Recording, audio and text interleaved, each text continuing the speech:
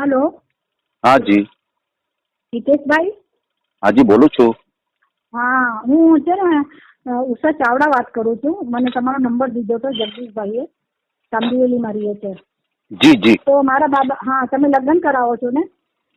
એટલે અમે યુટ્યુબ ઉપર ઓડિયો મૂકીએ છીએ ચેનલ ઉપર, હા અને હા તમને ને. જે કાંઈ. હા હા, તો મારો બાબો છે, એના લગ્ન કરવાના છે. તો હા જી, હા જી. મને તો કેવી રીતે કરવા? મારો બાબો છે, નેવીમાં છે. બરાબર. હા, અને એકવાર એના છૂટાછેડા થઈ ગયા છે. બહુ પહેલે એવું થઈ છે? ગયા છે, 5 વર્ષ થઈ ગયા છે. હા, હા પણ હા.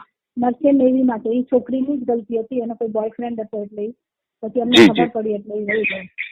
તો બરાબર છે. હું પછી, હા, તો હવે કેવી રીતે શું બાયોડેટા મોકલું? સારી છોકરી જોઈએ છે કમ સે કમ એટલે હવે એના. કહેવાનું શું છે કે તમે જે કાંઈ બોલશો ને એ બાયોડેટા ઓડિયો દ્વારા આવશે ચેનલ ઉપર, એટલે એવી રીતે મૂકવો, તમારે મૂકવો છે એવી રીતે? અચ્છા અચ્છા, હું જી તમને વાત કરું ઈ. હા જી. હા હા હા હા ક્યાં ગામથી બોલો છો હા. તમે? હું મુંબઈથી બોલું છું, મીરા રોડ.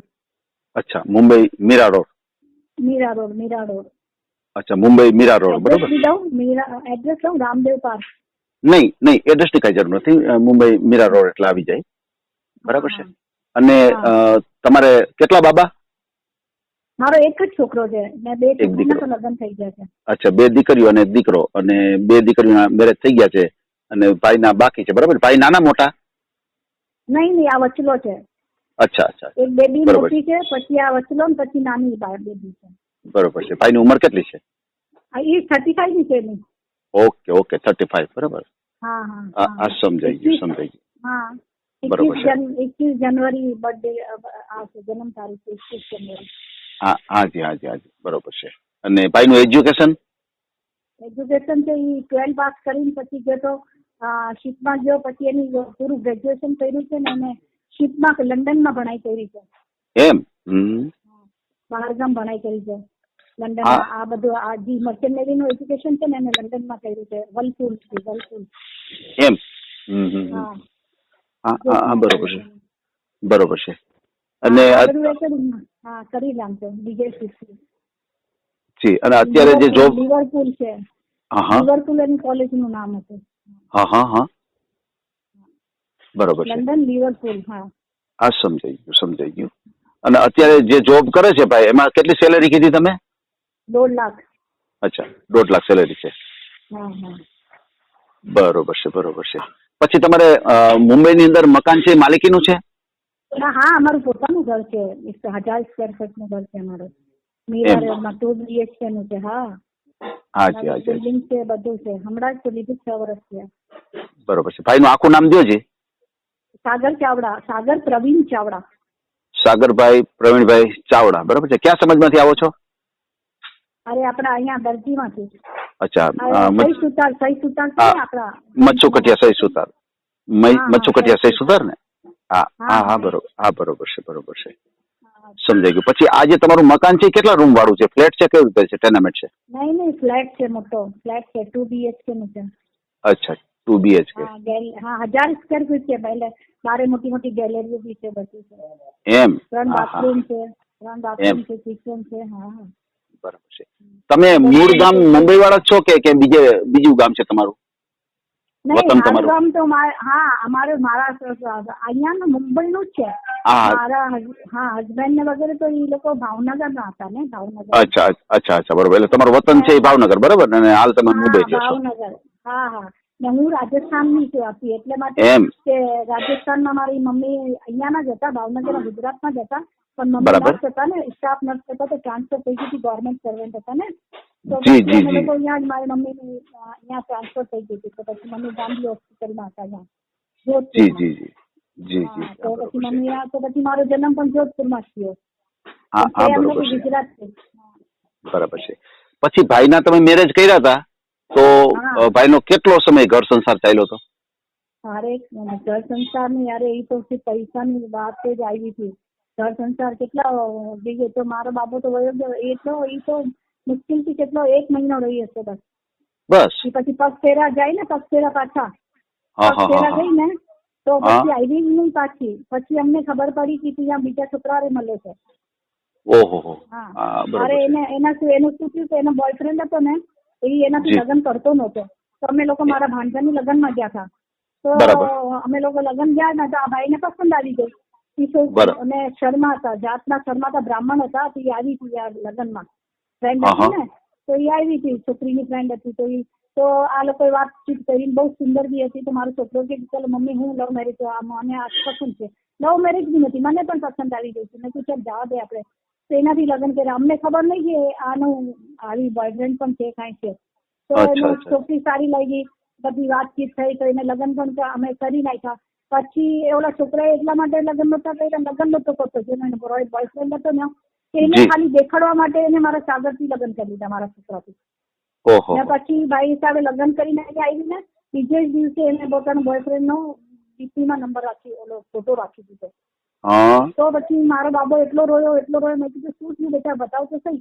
પછી એને કીધું કે હા. મેં કીધું ક્યાં હુઆ રેનું, એટલે હિન્દીમાં વાત કરતી હતી ને બરાબર. નીચે. તો પછી તો એને મને કહી દીધું कि नहीं मम्मी मैं तो अभी मेरा वो जो एक बॉयफ्रेंड है मुझे माफ कर दो, मेरा जो बॉयफ्रेंड है वो मुझसे अब शादी करना चाहता है, उसका फोन आ रहा है, बोलो.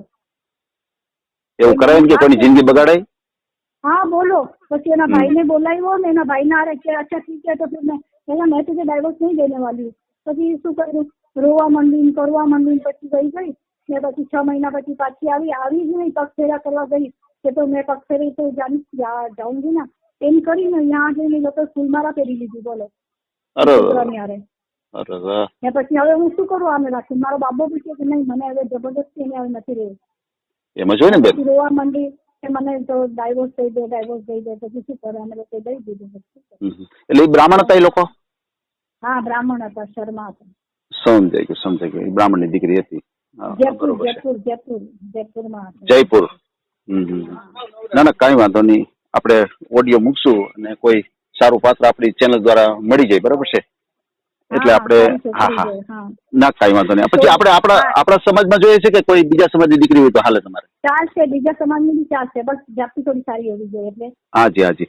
બીજું એમ કહેવા માંગુ છું કે આપણે માનો કે ભાઈનો આપણે ઓડિયો મૂકીએ તો ભાઈની પરમિશન છે ને ઓડિયો મૂકવા માટે?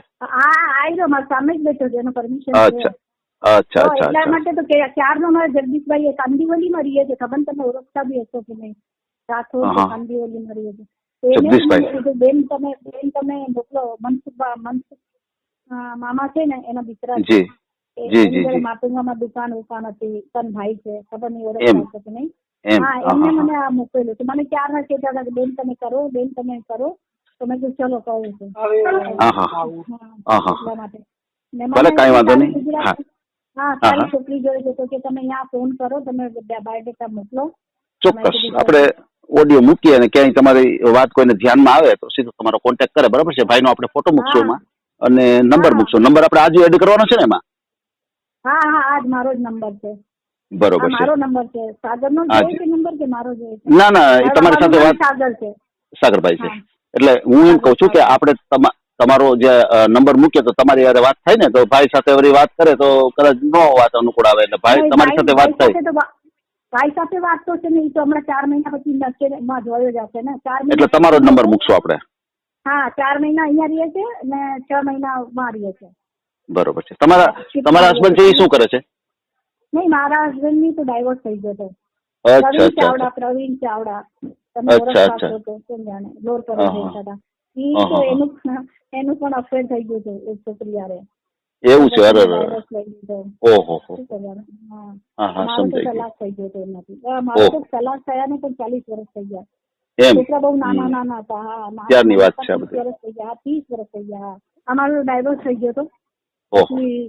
ત્રિભુવન ચાવડા છે, તમે જાણતા હશો તો કોણ જાણે. હું તો બેન લગભગ કોઈને નથી ઓળખતો મુંબઈની અંદર. તમે તમારી સરનેમ શું છે? મારી ધામેચા છે.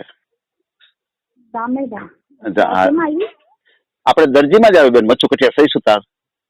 અચ્છા સહી સુતાર માં ધામેચા. તમે અમદાવાદ ના છો? નહીં બેન, રાજકોટ છું.